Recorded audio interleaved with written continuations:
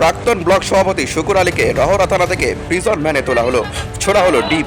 খড়দহে প্রাক্তন ব্লক সভাপতি শুকুর আলীকে গ্রেপ্তারের পর রহরা থানা থেকে প্রিজন ভ্যানে তোলা হয়।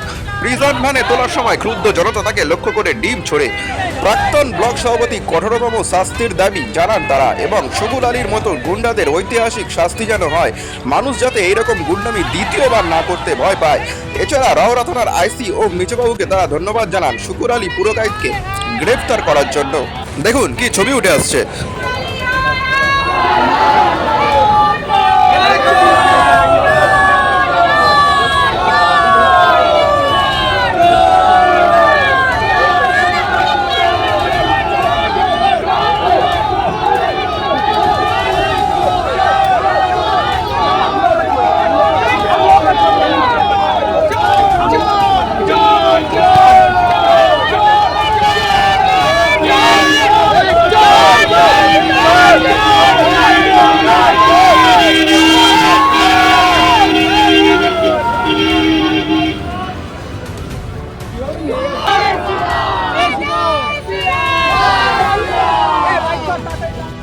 ওরকম ভাবে মিথ্যে কেস দিয়ে বাড়ি ছাড়া করে তাদের বিভিন্ন রকম ভীত সন্ত্রস্ত করে রাখছেন এই শুকুর আলী পুরকায়স্থ। শহর থানার আইসি মেজবাবু সবাইকে ধন্যবাদ যে শুকুর আলীকে গতকাল তারা গ্রেপ্তার করেছেন এবং শুকুর আলীর কঠিন থেকে কঠিন শাস্তির দাবি আমরা জানাই এবং এমন যেন ঐতিহাসিক একটা শাস্তি শুকুর আলীর মতো গুন্ডাদের হয়, তোলাবাজদের হয়, যেন মানুষ এই ধরনের অপরাধ করার আগে দ্বিতীয়বার ভাবে।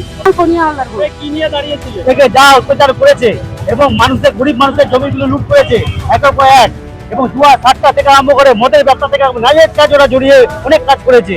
এবং আমরা যখন বিরোধীতে ছিলাম তখন আমাদেরকে অনেক অত্যাচার করে এবং মিথ্যা কেস দিয়ে আমাদেরকে প্রত্যেক কর্মীকে আমাদের জেল খাটিয়েছে। এবং আজকে আমাদের থেরাপি ছিল যে আজকে পচা ডিম তাকে মারা এবং সে আরো এরকম রাঘুপাল আরো আছে পাতুরিয়াতে, আমরা পুলিশ প্রশাসনকে বলবো তাদেরকে আরো যেন গ্রেফতার করা হয়।